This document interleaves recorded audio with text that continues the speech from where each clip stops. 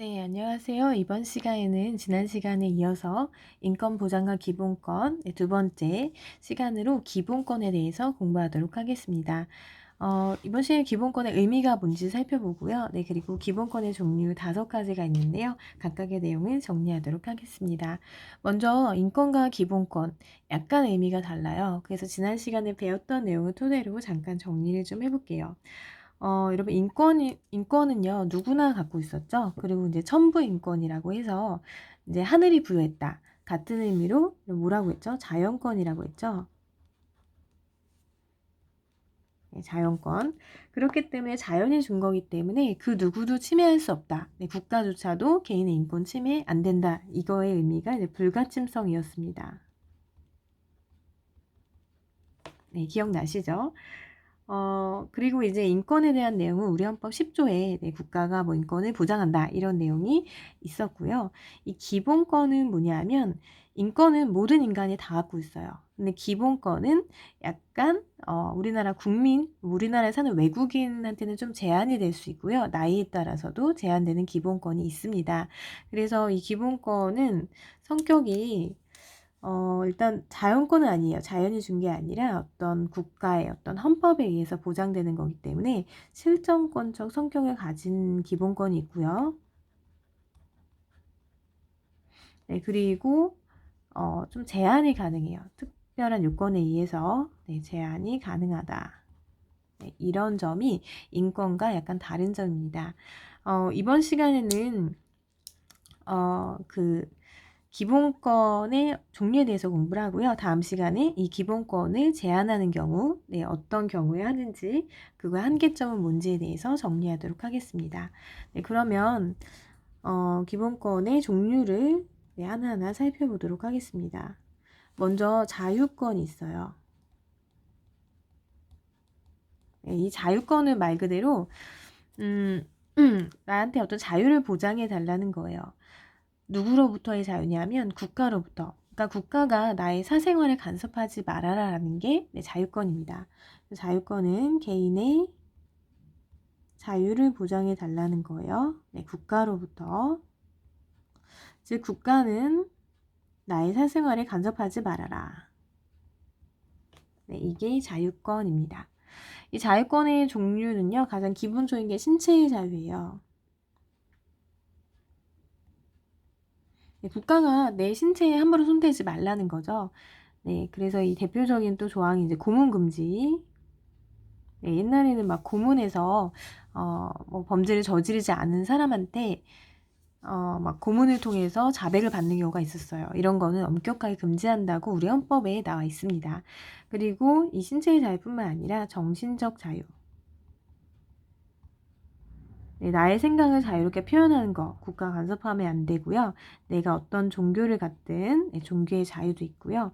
그리고 뭐 양심, 사상 등등등에서 엄청난 이 자유권에 대한 내용이 우리 헌법에 나와 있습니다. 네, 그다음 두 번째는 평등권이에요. 네, 평등권은 뭐냐면 말 그대로 평등하게 대우를 받을 권리인데요. 즉 어떤 불합리한 차별을 금지하는 것이 평등권입니다.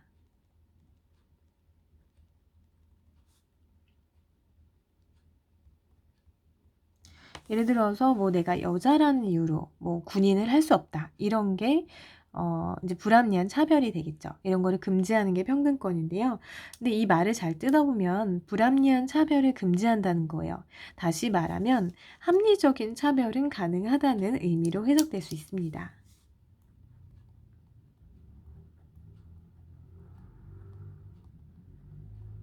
네, 합리적인 차별은 가능하다. 그러면 이 합리적인 차별이 뭐냐? 어, 이거는 이제 실질적 평등이라고 할 수 있는데요. 우리 헌법에서 보장하는 평등은 무조건 다 똑같이 대우하는 것도 있지만 좀 다른 사람을 다르게 대우하는 평등도 있습니다. 이 평등의 종류는 2가지가 있는데요. 하나가 형식적 평등이고요. 네, 다른 하나가 실질적 평등입니다.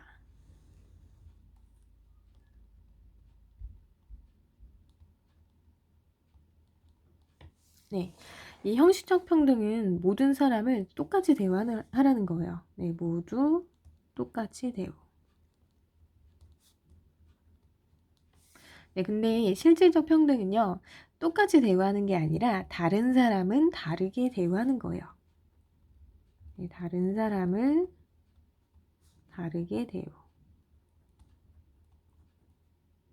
다른 사람을 다르게 대우하라. 형식적 평등 먼저 설명을 드리면요. 이거는 주로 이제 법이나 정치의 영역에 적용이 됩니다. 여러분 예를 들어서 재판을 받아요.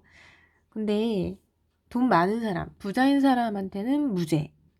똑같은 범죄를 저질렀는데 가난한 사람한테는 유죄. 이렇게 판결이 나오면 굉장히 불합리하겠죠. 이런 거는 금지예요. 법 앞에서는 모든 사람을 똑같이 대우해야 합니다. 돈이 많든 적든. 정치 영역도 마찬가지예요. 이제 선거를 하는데 예를 들어서 돈이 많고 넌 똑똑해. 이래서 너는 한 3표의 권리를 행사할 수 있어. 근데 반대로 넌 가난하고 아는 게 없어. 그래서 너는 1표밖에 행사 못해. 이러면 굉장히 불합리한 거죠. 그래서 법이나 정치의 영역에서는 모든 사람을 똑같이 대우하는 이 형식적 평등이 주로 적용이 됩니다. 그래서 예를 들어서 선거할 때 누구나 다 1인 1표를 행사하죠. 네, 이거를 이제 평등 선거라고 하는데 모든 사람을 똑같이 대우하는 이런 게 형식적 평등이에요.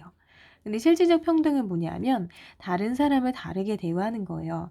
이거는 주로 사회 경제적 영역에 적용이 됩니다. 예를 들어서 여러분 중학생과 노인을 생각해 볼게요.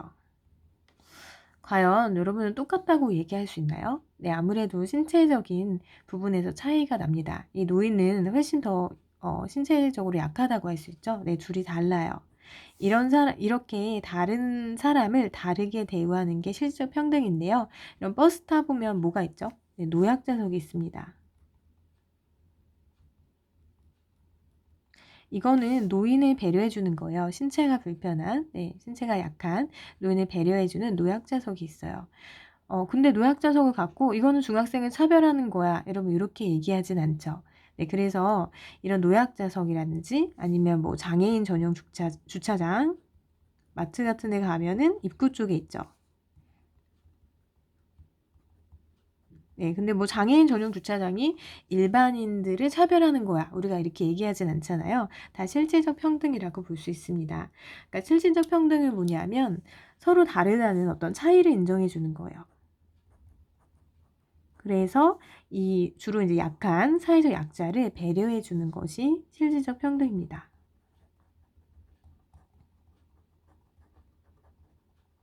네. 그럼 평등하면 정말 다 똑같이 대화라는 게 아니라 이 실질적 평등도 우리 헌법에서는 인정을 하고 있습니다. 네, 그래서 평등 두 가지 다 우리 헌법이 인정하는 평등이다 이렇게 알아두시면 됩니다. 그 다음에 세 번째는요. 참정권이 있어요. 네, 참정권을 말 그대로 정치에 참여할 수 있는 권리입니다.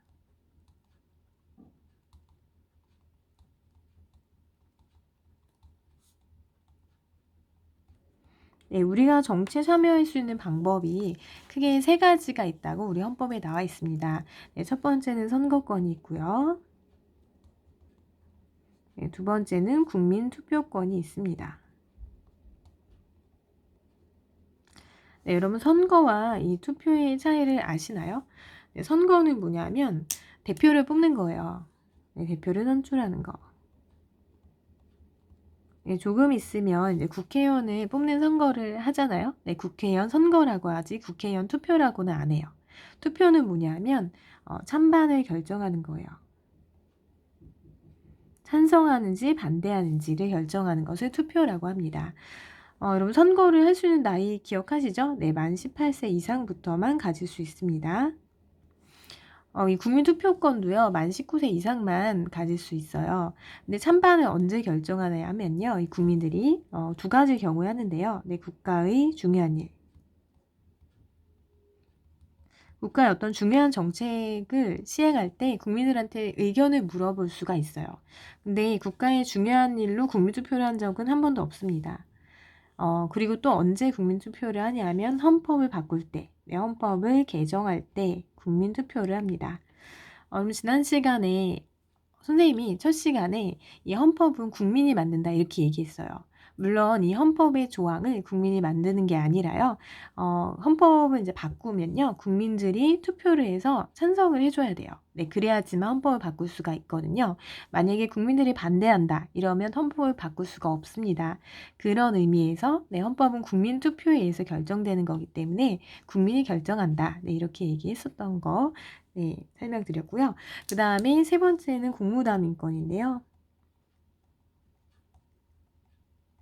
이거는 말 그대로 내가 직접 내 공무를 담당하는 건데 여러분들이 선거에서 선출되면 뭐 국회의원이 되거나 시장이 되거나 도지사 이런 사람이 돼서 정치에 참여할 수도 있고요. 아니면 그 공무원이 돼서 정치에 참여할 수도 있습니다. 그런 거를 공무담임권이라고 합니다.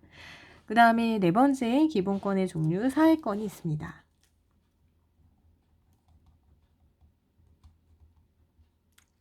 사회권은 뭐냐면 국민이 국가에 요구하는 거예요.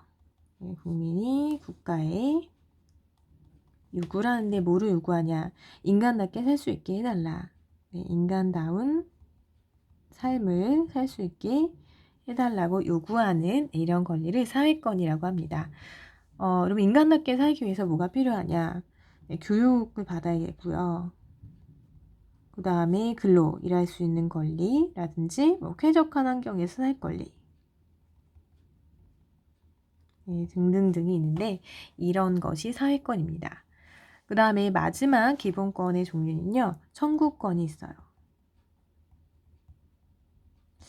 청구권은 뭐냐 하면 앞에서 말했던 기본권들, 다른 기본권들이 침해당했을 때 그거에 대한 구제를 요청하는 그런 기본권이 청구권입니다. 다른 기본권 침해 시 구제를 요청하는 거예요. 예를 들어서 다른 사람이 나의 자유권을 침해했어요. 이런 경우에 여러분 재판을 청구하면 돼요.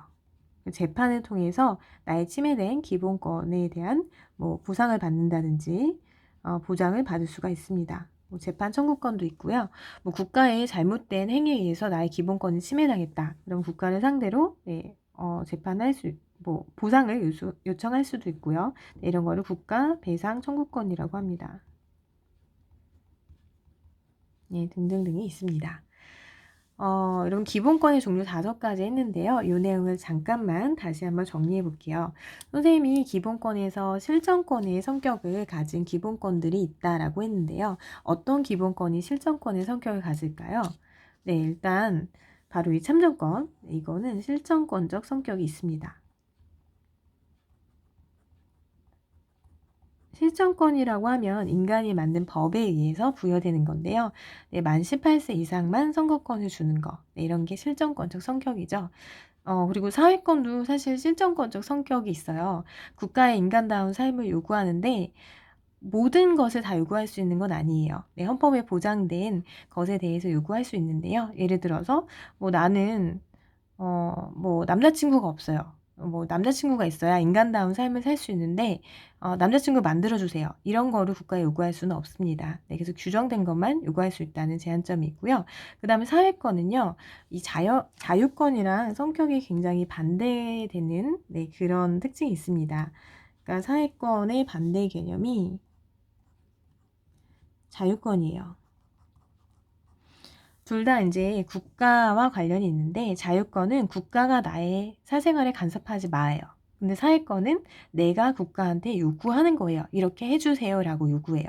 그래서 자유권이 어떤 소극적인 성격이 있다면 이 사회권은 어떤 성격이 있냐면 굉장히 적극적인 성격의 기본권이라고 할 수 있습니다. 적극적인 성격의 기본권이고요. 그 다음에 이 청구권은 다른 기본권이 침해당했을 때 그 구제를 요청하는 즉 수단적인 성격이 있어요.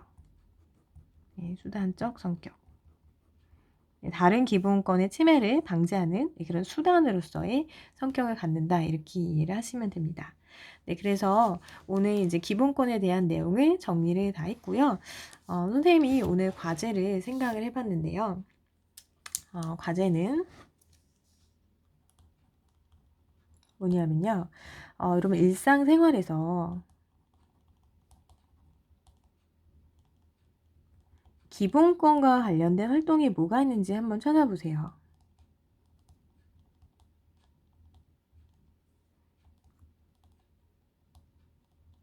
네, 한 개를 찾고요. 그리고 그와 관련된 기본권이 우리 헌법에 어떻게 나와 있는지, 네, 헌법 조항을 찾는 겁니다. 네, 그래서 그 내용을 정리하시면 되는데요. 예를 들어서 여러분 학교에서 수업 받죠? 학교에서 수업을 들어요. 이것도 여러분 일상생활이잖아요. 그러면 학교에서 수업을 듣는 거와 가장 관련된 기본권이 뭘까요? 네, 당연히 이 교육과 관련된 거니까 사회권이겠죠. 네, 그러면 여기서 끝나는 게 아니라 네, 사회권 중에 이제 교육과 관련이 있어요. 그러면 우리 헌법에서 교육권과 관련된 내용이 몇 항에 나와 있는지 찾아보시면 돼요. 실제로 이 교육과 관련된 내용은 우리 헌법 31조 1항에 나와 있습니다. 그러면 그 내용을 이렇게 적으시면 돼요. 네, 이게 과제고요. 다른 이제 기본권은 우리 헌법 몇 조에 있냐면 기본권과 관련된 내용은 11조부터 37조까지 나와 있습니다. 네, 이 중에 여러분들이 일상생활에서 하는 활동이 어떤 기본권과 관련이 있는지, 네, 그리고 조항까지 찾아서 정리하시면 됩니다. 네, 오늘 수고하셨습니다.